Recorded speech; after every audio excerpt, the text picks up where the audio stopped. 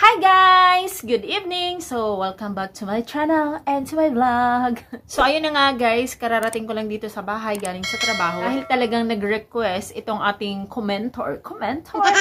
Sorry guys ha, kasi hindi na ako nag-ayos talaga. Kasi, alam nyo, inaantok na talaga ako, promise. Sasagutin ko lang itong concern ni Aldin Noval from Cebu. Hi! Meron kasi siyang concern regarding sa pag-ibig loan. Tapos, sa first time niyang makapag-loan kasi sa pag-ibig fund, and then nagkaroon siya ng comparison sa kanyang ka-workmate ba? Ka-workmate mo ba to? Kasama mo sa work?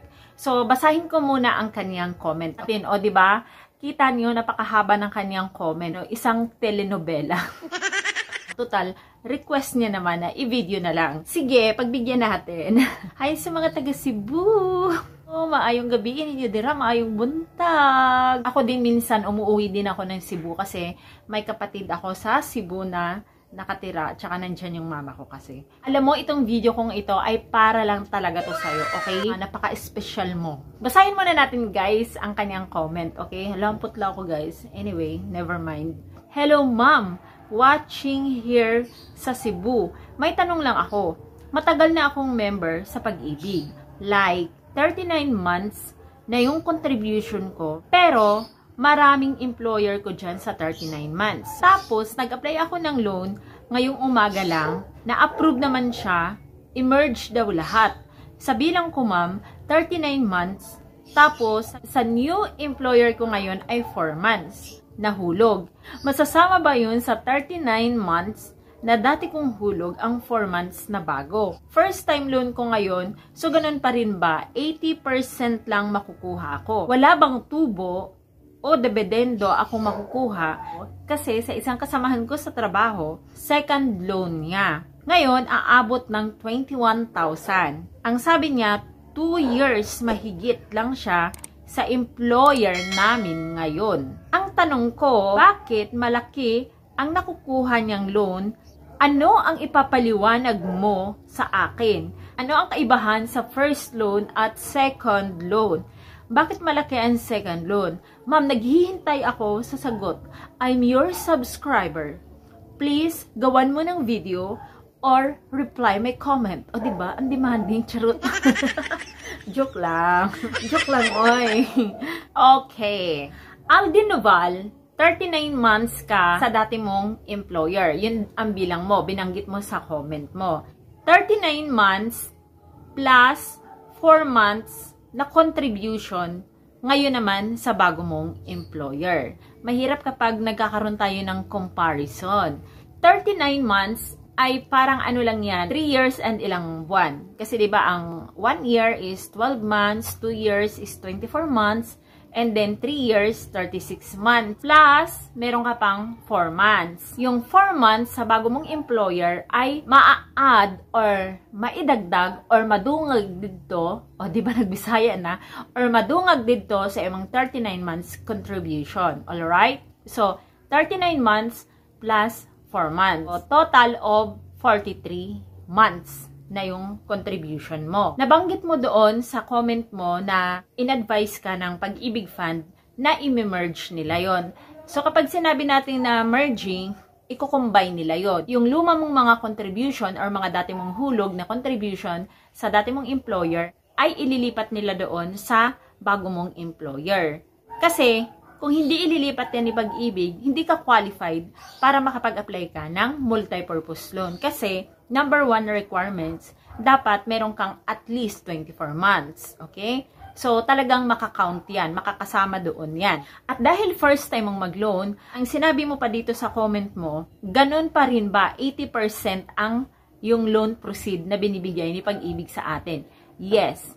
Sa simulat sa poll, kahit anong mangyari, unang loan mo man yan, pangalawang loan mo man yan, panglimang loan mo man yan, palaging 80% ang kinukuha sa ating Pag-ibig contribution doon sa total savings. Yung total savings na sinasabi ko, ito yung contribution mo na kinakaltas ni employer sa sahod mo. Plus, yung employer share. Kasi pag employed tayo, kung magkano yung kinakaltas sa atin, ay tinatapatan ng employer yon. Kung kinaltasan ka ng 100 pesos, tatapatan din yun ni employer mo ng 100 pesos. So, in 1 month, meron kang total na 200 pesos na contribution kay Pag-ibig Fund.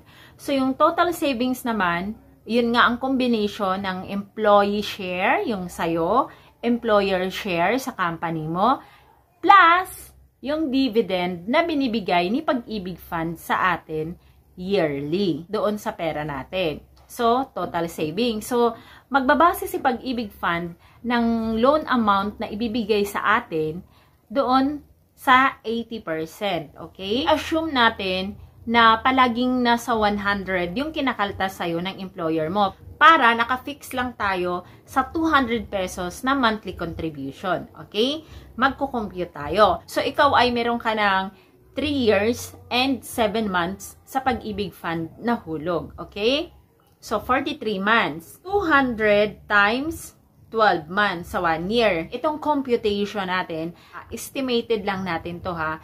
Sa isang taon, kung tuloy-tuloy naman ang duty mo, hindi ka nag-leave, hindi ka nag-vacation leave, hindi ka naka-sick leave. So, in 1 year, sa 200 pesos, meron kang 2,400. Ngayon, itong 2,400, i-multiply na natin siya sa 3. 3 kasi naka 3 years ka na. So, meron kang 7,200. 7,200 sa loob ng 3 taon. Naka 43 months ka na. So, may exist ka pa na 7 months. 200 times 7 months, 1,400. So, 7,200 plus, yung 7,200, yun yung 3 years mo. Plus, 7 months, 1,400. So, dito, meron kang 8,600. Hindi pa kasama dito yung dividend na binigay ni Pag-ibig Fund na taon-taon na binibigay sa atin. I-assume lang natin na dito sa 8,600 ay meron na siyang kasamang dividendo. Okay? Kunwari lang. Ngayon, 8,600 times 80%. So, ang kalabasan ng 8,600 times 80% ay nasa 6,880. Yung 6,880, yan ang mapuproceed sa'yo. Yan ang ibibigay sa'yo ng Pag-ibig Fund. Okay? Yung 6,880. O, diba, hindi siya kalakihan. Ngayon, kinumpare mo siya doon sa kasamahan mo na sabi mo ay nakakuha siya ng 21,000 sa pangalawa niyang utang sa Pag-ibig Fund. Ikaw, first time mong mangutang. Ngayon, itong kasama mo na nakakuha ng 21,000, ang sabi mo ay naka 2 years na siya sa bago niyang employer, which is kasama mo siya sa company na pinagtatrabahuan ninyong dalawa. Naka 2 taon na siya, nahulog ng contribution. Ngayon, naka 21,000 siya kasi 2 years plus yung mga contribution niya pa sa mga dating company ng kanyang pinagtatrabahuan. Naitanong mo ba sa kanya kung ilang years siyang nakapag-work sa mga previous job niya? Kasi kung ilang taon siyang nagtatrabaho doon sa mga previous work niya, ay i-merge yun ni Pag-ibig Fund sa bagong company. Katulad ng sinabi mo kanina, nabanggit mo nga sa comment mo, yung 39 months mo plus 4 months ay i-merge ni Pag-ibig. So, ganun din yun sa kasama mo. Sigurado ako na yung kasama mo ay mas ahead yan sa'yo na nakapag-work. Kasi, hindi naman pwede na ang makukuha niya ay 21,000 and then, same lang kayo ng taon na pinagtatrabahuan. Yung length ba, yung haba ng work, okay? Kung nakailang work na. So, magkakaroon talaga kayo ng difference yan. So, yan ang mahirap na pag may mga comparison tayo, pero very normal naman yun sa ating mga human being na magkakaroon ng comparison kasi syempre, naaano tayo na-curious ba tayo, ganon. And then, question mo pa, tuwing magre-renew ba tayo ng loan, tumataas ba talaga yung value na ating nakukuha or yung loan amount na naibibigay ng Pag-ibig Fund? Yes po, tumataas talaga yun siya. Lalo na kapag bago ka mag-renew ng loan ay nakapag fully paid ka. Yun, tumataas talaga yung pera na nakukuha natin sa Pag-ibig Fund. Okay? Sana ang video kong ito ay nakatulong para mawala yung agam-agam at sana ay nasagot ko naman ang iyong mga katanungan, Aldin Noval from Cebu. At sana ay naliwanagan ka na. So, maraming salamat ulit sa question mo na iyong ibinaba, na iyong isunulat, ang sipag mo mag-type ha. So, dito lang nagtatapos ang aking video na ginawa para sa'yo. Thank you and God bless everyone.